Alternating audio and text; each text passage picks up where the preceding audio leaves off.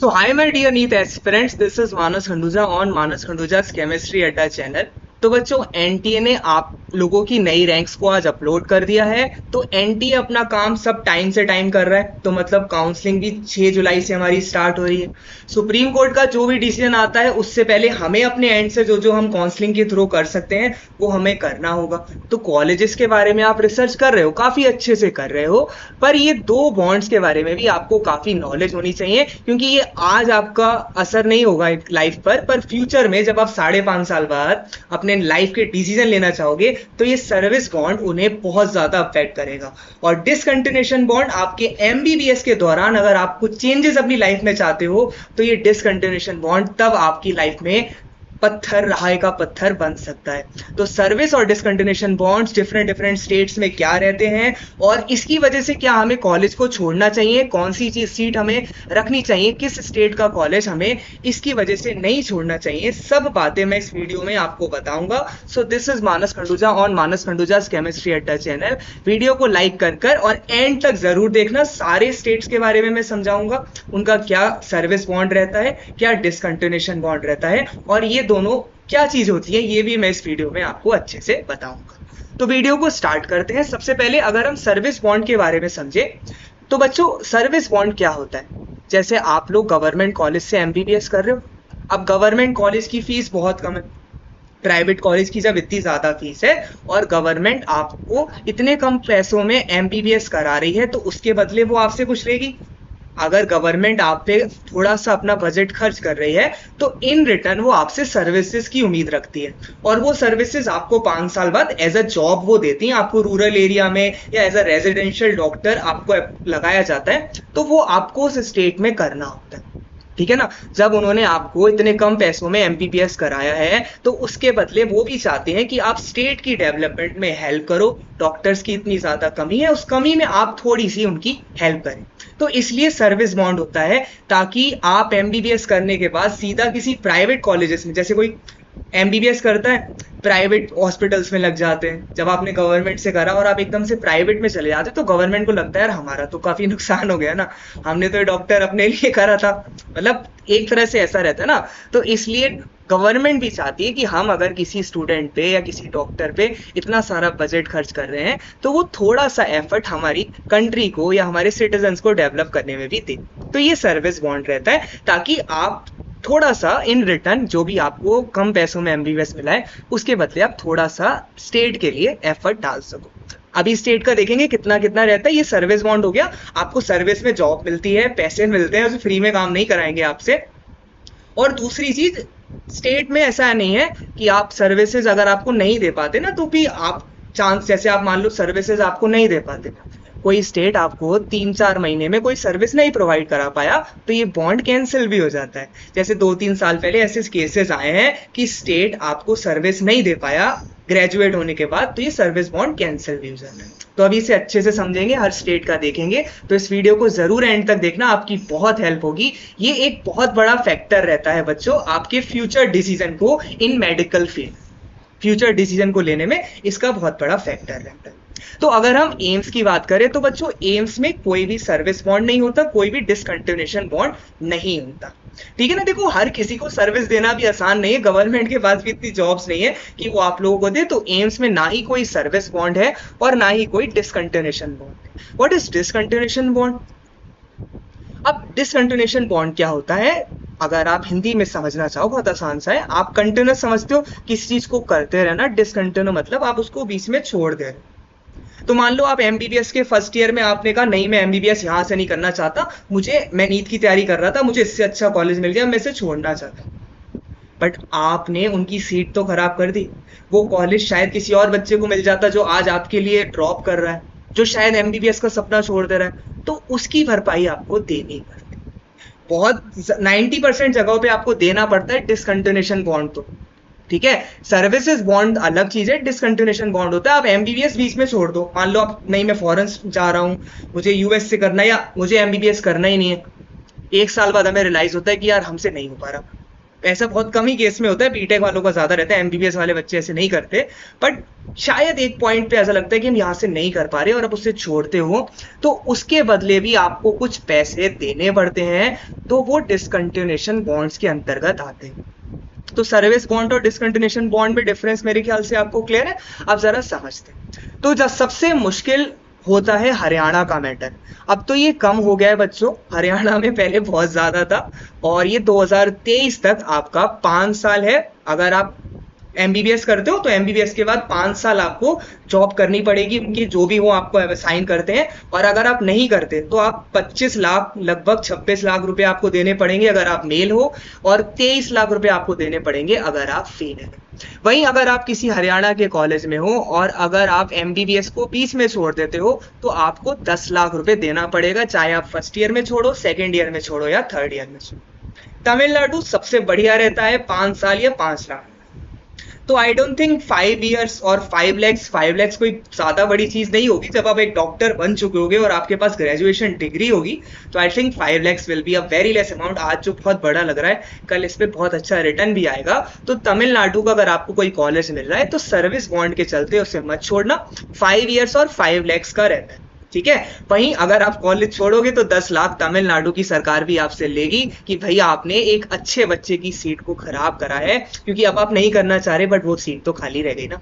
तो that's 10 lakh for that, ठीक है। तो ये थोड़ी सी भाई पनिशमेंट है एक छोटा सा। फिर त्रिपुरा की अगर हम बात करें 5 साल या 20 लाख, तो थोड़ा सा फैक्टर है, ज्यादा है 20 लाख, और डिसकंटिन्यूएशन यहाँ 20 लाख का होता है। बीएचयू यानी बनारस हिंदी यूनिवर्सिटी का institute of medical science, that is in Uttar Pradesh, जहां आपका 1000 रैंक तक ही हो पाता है, बहुत अच्छा कॉलेज है। वहां पे कोई सर्विस बॉन्ड नहीं है और डिसकंटिन्यूएशन बॉन्ड है 3 लाख। मतलब आप छोड़ दोगे तो 3 लाख रुपए आपको देने पड़ेंगे। राजस्थान ज्यादा नहीं है, 2 साल और 5 लाख, बट राजस्थान में कॉलेज बहुत मुश्किल से मिलता है। आपको पता है राजस्थान की कट ऑफ कितनी हाई जाती हैं। राजस्थान में गवर्नमेंट मेडिकल कॉलेज, अब वो राजस्थान का जो स्टेट का बच्चा है उससे पूछेगा, बहुत मुश्किल से मिलता है। तो ये सर्विस बॉन्ड वो देखेगा भी नहीं अगर उसे मिल रहा होगा। तो 2 और 5 लाख आपको देने पड़ेंगे। अगर आप 2 साल नहीं करना चाहते तो आपको 5 लाख रुपए देने पड़ेंगे। सेम अगर आप छोड़ रहे हो एमबीबीएस तो आपको 5 लाख रुपए देने पड़ेंगे, चाहे आप किसी भी ईयर में छोड़ दो।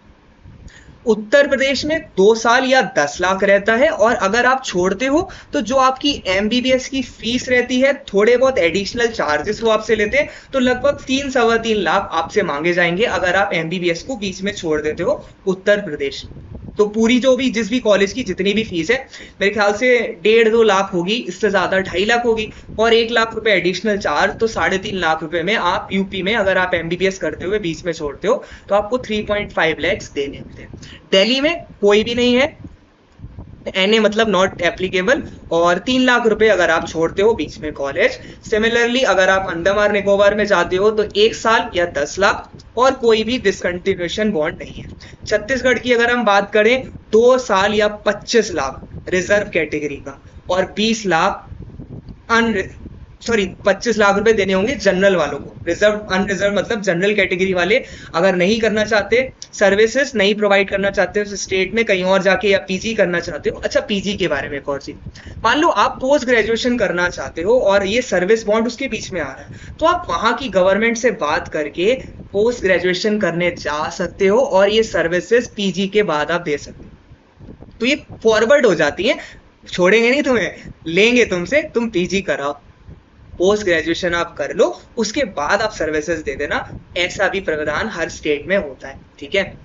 तो 2 साल या 25 लाख और 20 लाख रिजर्व के, तो जनरल कैटेगरी 25 लाख देना पड़ेगा, या 2 साल काम कर लो उनके लिए। और अगर आप कॉलेज छोड़ देते तो छत्तीसगढ़ में 25 लाख रुपए देने पड़ेंगे, या फिर 20 लाख रुपए अगर आप रिजर्व कैटेगरी को बिलोंग करते हो।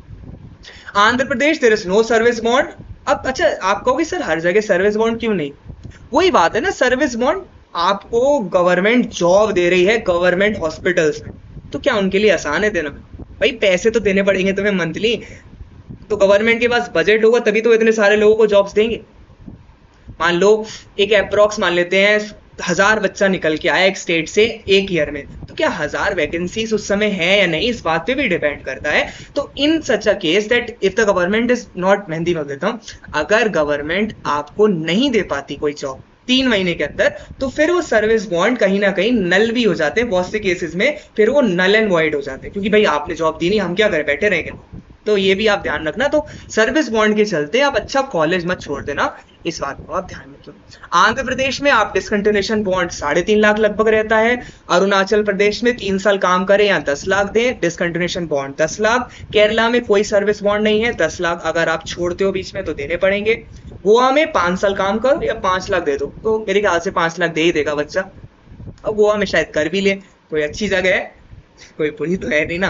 अगर वहां आपको गोवा में मेडिकल जॉब मिल जाती तो I think students will prefer that seats ना।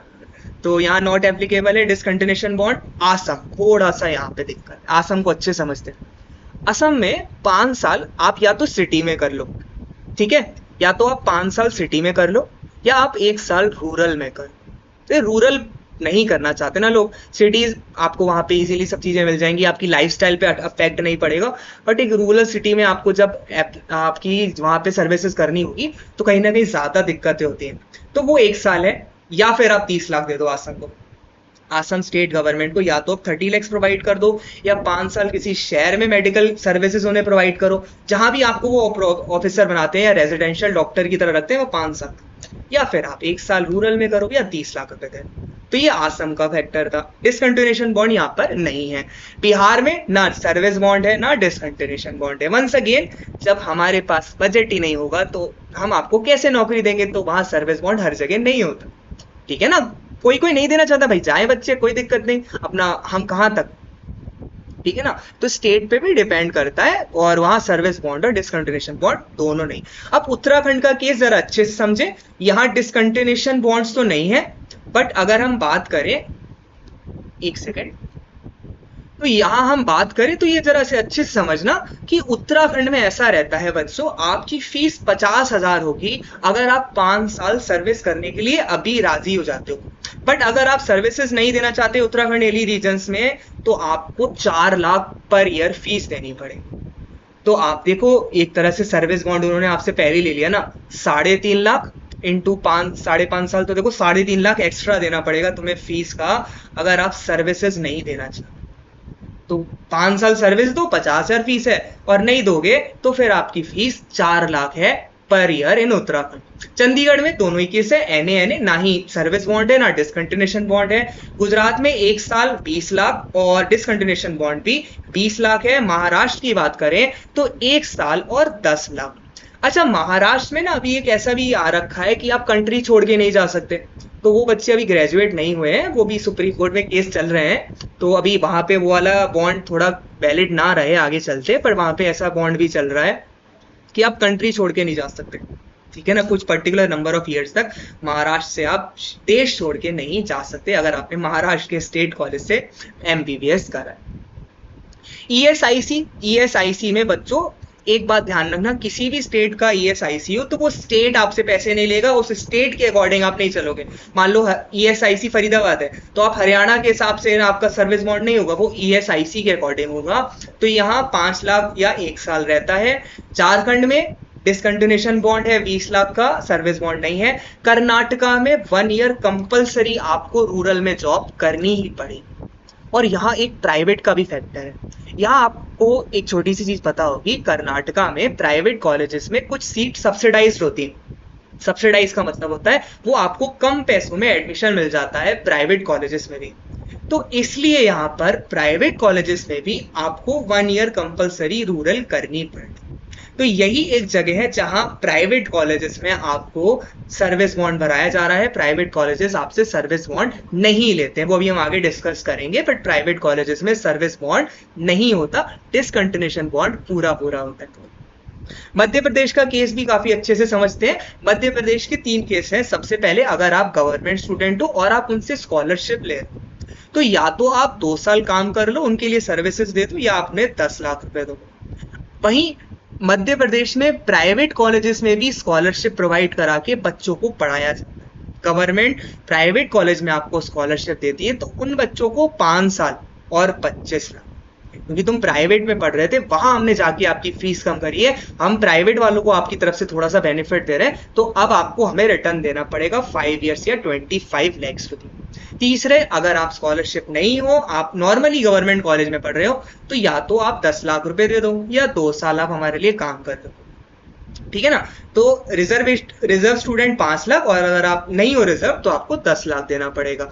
मणिपुर में नहीं है और डिसकंटिन्यूएशन बॉन्ड है, पहले साल का अगर 1 लाख और उसके बाद छोड़ोगे तो 25 लाख, पहले साल छोड़ दिया तो 1 लाख। मिजोरम कुछ नहीं, नागालैंड कुछ नहीं, ओडिशा 2 साल करनी है या 25 लाख दो, डिसकंटिन्यूएशन 10 लाख। पंजाब में दोनों ही चीजें नहीं होती, ना ही सर्विस बॉन्ड ना डिसकंटिन्यूएशन बॉन्ड। तेलंगाना में 9 सर्विस बॉन्ड, 20 लाख का discontinuation bond. West Bengal 1 year services 10 lakh अगर आप जनरल कैटेगरी हो, 5 लाख अगर आप रिजर्व्ड कैटेगरी में आते हो, 1 लाख आपको डिसकंटिन्यूएशन बॉन्ड देना पड़ेगा आप कभी भी कॉलेज को छोड़ते हो।